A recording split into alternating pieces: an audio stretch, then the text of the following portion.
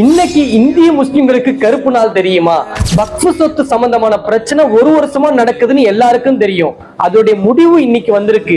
But நம்ம எவ்வளவு போராடியும் அந்த சட்டத்தை கொண்டு வரதை தடுக்க முடியல.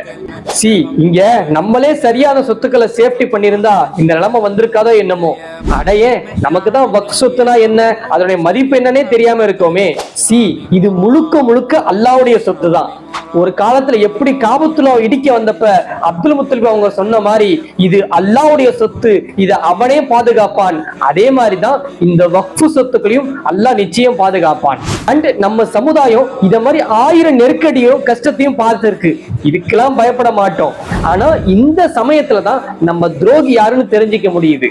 அப்புறம் நம்மளும் ஒரு விஷயத்துக்காக போராடிட்டே தான் இருக்கோம். பட் போராடுறதை விட இப்ப இருக்கிற காலத்துக்கு ஆன்மீகத்தாலும் அறிவாலும் அதிகாரத்தாலும் தான் அவங்களை ஜெயிக்க பார்க்கணும். அப்புறம் ஃபைனலி இந்த சட்டத்துக்கு எதிராக குரல் கொடுத்து இஸ்லாமியர்களுக்கு சப்போர்ட்டா இருந்த அனைத்து நபர்களுக்கும் மிக்க நன்றி. அண்ட் இதுக்காக நாம செய்ய வேண்டியது ஒன்னே ஒண்ணுதான், எப்பவுமே அல்லாஹ் கிட்ட துஆ செஞ்சுக்கிட்டே இருக்கணும்.